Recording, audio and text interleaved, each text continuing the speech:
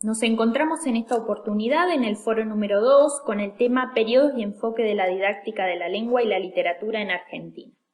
Para la realización del mismo se nos fue dado una serie de textos, los cuales fueron leídos y analizados correspondiente a la secuencia elegida. Es entonces que como marco teórico para el análisis de esa secuencia consistió en 2 puntos. El primero, el reverso del texto en literatura y educación, y como segundo punto, los impactos de los cambios en el contexto social y organización del oficio docente.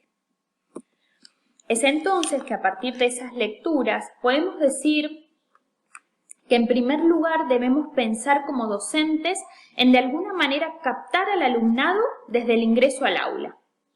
Decimos que el contexto que ofrece la posmodernidad con respecto a las características de los adolescentes muchas veces requiere ser vivenciado para ser comprendido y por ende entendido.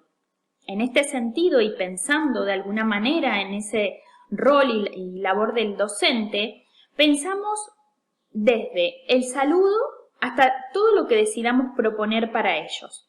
Háblese de actividades, secuencias didácticas y todo lo que propongamos pensando en ellos, siendo esto una posibilidad de vínculos, pero a la vez una posibilidad de acortar brechas generacionales. Estamos hablando acá entonces de la importancia del rol docente como puente entre la enseñanza y el aprendizaje. Vemos también que en los últimos 20 años se pueden apreciar una serie de cambios en el que distinguimos el cambio que tiene que ver con qué enseñar y cómo enseñar. Esto es enfocado precisamente con el modelo tradicional, quizás al que estamos demasiado acostumbrados y que ya no funcionan tanto y de alguna manera ya molesta a los alumnos. Si nos enfocamos y centramos en la secuencia seleccionada que más adelante mis compañeras desarrollarán, observamos la aplicación de un enfoque comunicacional de la enseñanza de la lengua y la literatura. Vemos justamente que los cambios que se están produciendo en el campo de la didáctica responden a una teoría de aprendizaje constructivista donde el alumno, ¿sí? Nuestros alumnos, van creando conocimientos a partir de sus saberes previos, pero además con la guía y orientación constante del docente. Por otra parte, si nos referimos a la teoría lingüística, que toma como base este enfoque, decimos que es la textual, que considera al texto como un todo y lo analiza justamente desde una perspectiva orientada a su función comunicativa. Decimos entonces que el propósito de este modelo de enseñanza es mejorar esa competencia comunicativa y la apropiación de la lengua por parte de los alumnos, a partir de la lectura y la escritura de textos, que están atravesados por un contexto determinado que también es el que se tiene en cuenta. La secuencia didáctica entonces elegida para abordar el capítulo modelo cuyo contenido es el humor, se titula El humor dibujado. En la misma podemos observar que se presenta como texto a una historieta. Y las historietas, de hecho, son formas diversas, una forma distinta, podríamos decir, de narrar que podemos encontrar y que en este caso es la que se le está enseñando a los alumnos. Podemos observar que se plantean diversos recursos en esta página, por ejemplo, datos teóricos que explican qué es la historieta y cuáles son sus características. También encontramos un recuadro en el cual tenemos datos de producción y del autor, que incluyen links y direcciones como para poder ingresar y ver la obra del autor. Y además aparecen las actividades en la parte inferior, lo cual es lo más quizá interesante a analizar en esta oportunidad. Podemos decir que estas actividades plantean un diálogo con el texto, entre los alumnos y el texto, y ellas están orientadas a poder analizarlo de una manera global.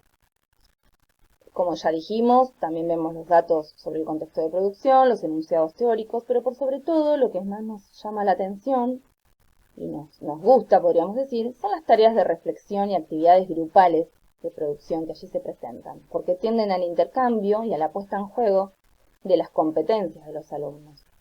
Y, por supuesto, se busca, desde este aprender haciendo, a encontrar, digamos, una forma alternativa de narrar que pone en juego otras capacidades, como por ejemplo las artísticas. ¿Sí? Esto ya marca una primera diferencia con los modelos tradicionales, porque vemos que en estas actividades lo que se plantea no es una relación de estímulo-respuesta, sino que están abiertas las mismas a distintas interpretaciones precisamente, y apelan a la incorporación de la idea de la literatura como un discurso justamente interdisciplinar y un espacio artístico, y esto va en consonancia justamente con las nuevas tendencias en la enseñanza de la literatura.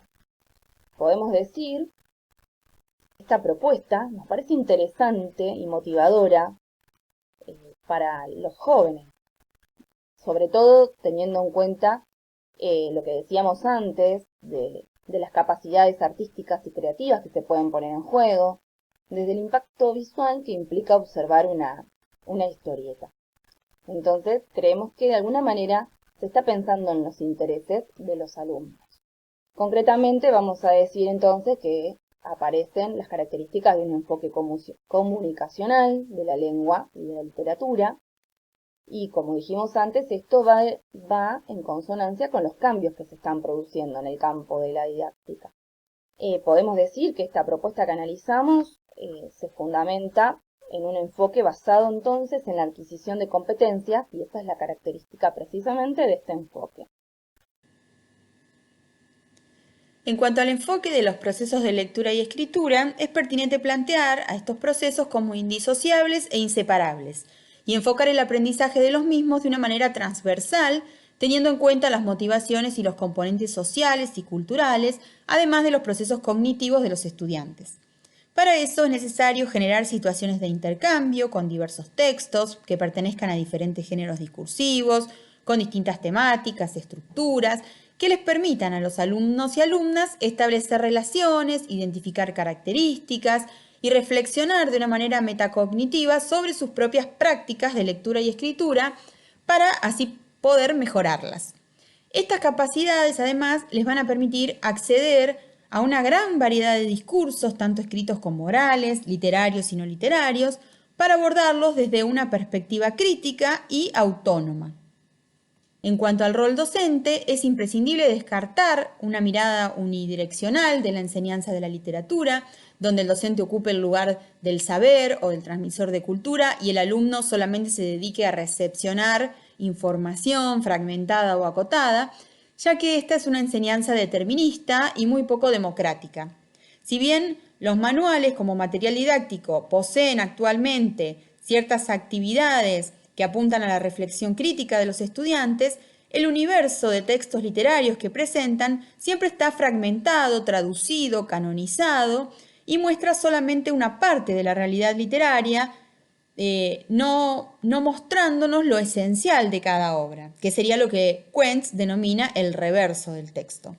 La educación orientada a que los estudiantes adquieran aprendizajes significativos no tendría que tener límites ni fronteras a la hora del acceso al conocimiento.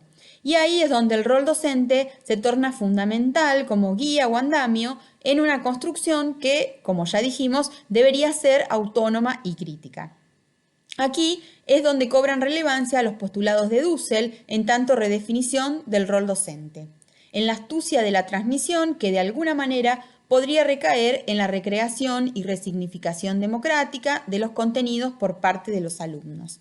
Ahí creemos que se encuentra la clave para mejorar la enseñanza y el aprendizaje.